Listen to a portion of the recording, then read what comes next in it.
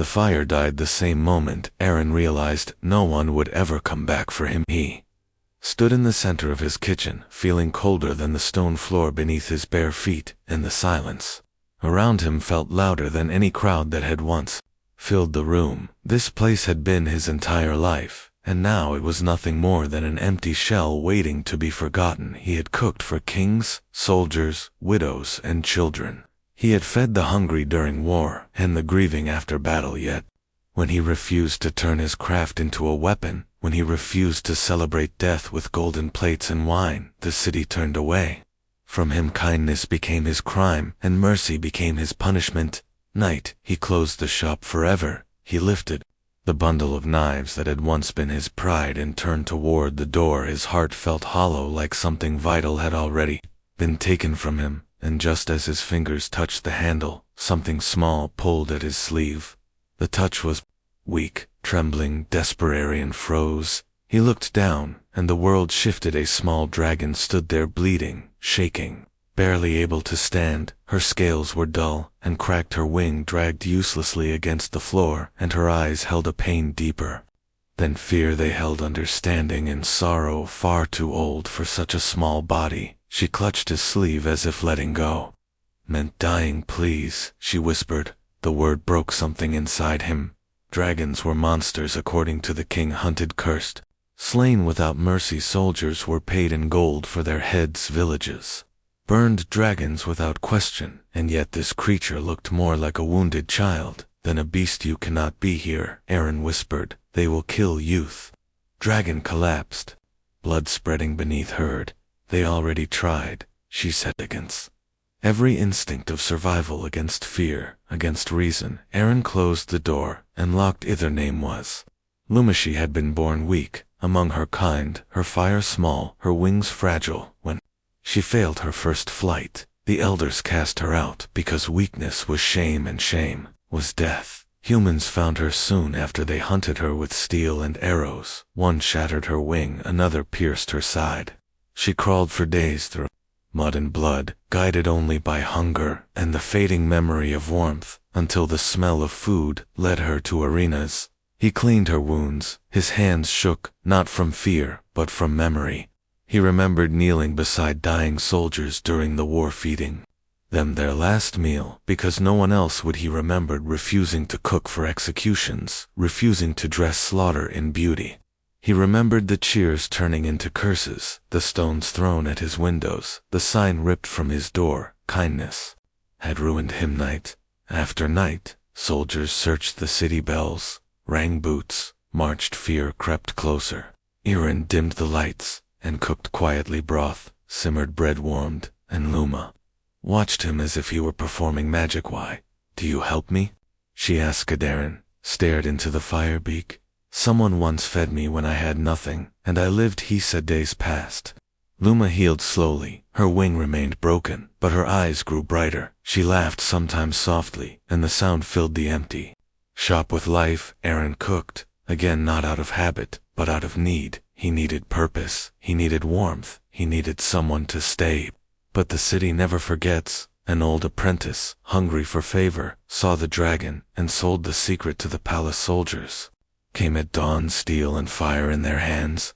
Siren stepped in front of Luma. Without thinking, she is only a child, he said. The captain laughed. Mercy made you weak once. It will not save you. Now steel struck Aaron, fell, blood soaking the floor. Luma screamed, and something ancient awakened her. Curse shattered, fire roared. She rose, wings blazing. Soldiers fled, screaming. Aaron lay still. Stay, Luma begged, pressing her head to his chest, and the world held its breath. Weeks later, the shop stood rebuilt, not as a business, but as a sanctuary. The broken came and were fed without question. Luma grew strong, not because of fire, but because someone chose her. And every night when the hearth glowed, a dragon tugged a human sleeve and reminded the world that kindness changes faith. The world did not forgive Aaron for surviving. When the smoke cleared and the soldiers fled, the king did not forget the humiliation whispered through his halls. A human chef had defied him, a dragon had risen, and fear had tasted its own blood. The sanctuary that grew from the ashes of the shop became a wound in the pride of the crown. a place where the broken gathered without permission, where hunger was answered without loyalty, where hope was given freely, and that frightened men who ruled by fear. People came quietly at first, widows with hollow eyes, children who had forgotten how to laugh, soldiers who could not sleep without screaming. Aaron fed them all without questions, and every time he lifted a spoon, he felt the weight of unseen eyes watching, judging, waiting. Luma sensed it before he did. "The sky feels sharp," she said. One night her wings, now stronger yet, still scarred, her fire burned steady, but never wild like she feared what it could become. "They are coming," Aaron replied. He did not look afraid. His hands kept moving, chopping, stirring, feeding. This was all he had left, and he would not run again.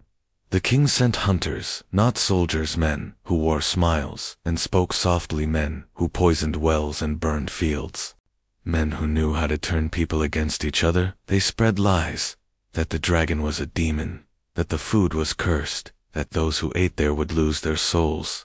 Fear returned. Like a sickness, neighbors stopped coming. Children were pulled away by frightened parents, and then betrayal came from inside a man Aaron had fed for weeks. A soldier who had lost his leg in war, sold the location of the sanctuary for a promise of gold and a new life. The night the hunters arrived, Luma felt the trap closing and begged Aaron to flee. "If I fly, they will follow," she said. "If I stay, they will kill you." Aaron knelt before her, resting his forehead against hers. "I was already dead once," he said. "This life was borrowed. Let me spend it." Well, fire fell from the sky. The hunters attacked with chains, blessed by priests with arrows dipped in silence, magic meant to choke. Dragonflame Luma fought, screaming pain, rage, fear. Her fire scorched the ground, but the chains wrapped her wings, dragging her down. Aaron ran through smoke and screams, his body broke under blows meant for her. He shielded her with flesh alone. "Stop," she cried. He did not. A blade pierced his chest, and the world slowed. The sounds faded, the light dimmed, and as he fell, Aaron felt something strange, not pain, but warmth, like a hearth reigniting inside his heart. Luma roared, not in anger, not in fear, but in grief. The ground shook, the sky answered the curse that had once bound her. Shattered completely, her fire turned white, not destructive, but absolute. It burned truth into the air. The hunters dropped their weapons, screaming as visions filled their minds. Every lie, every cruelty, every betrayal, exposed in flame. When it ended, Aaron lay still. Luma pressed against him, sobbing, ash falling. "Like snow you promised," she whispered. "The fire inside," Aaron answered. He breathed, but he did not wake. For 3 days he lay between worlds, and in that darkness he saw faces of those he had fed, those he had saved, those who had betrayed him, and he understood something simple. Kindness does not ask permission, and sacrifice does not seek reward. When he opened his eyes, the world was quiet. Luma was curled around him, guarding him. The sanctuary was gone, burned, leveled, erased, but people stood beyond the ruins, waiting, watching, hoping. Aaron stood slowly. His heart carried a new scar, one shaped like fire. They rebuilt again, not walls but bonds, not a shop but a promise, a place that could never be destroyed because it lived in people, not stone. The king never sent hunters again, and when stories spread across kingdoms, they did not speak of a dragon or a chef, they spoke of a choice. That even in a cruel world someone chose to stay, and a dragon chose to believe, and fate changed because neither let go.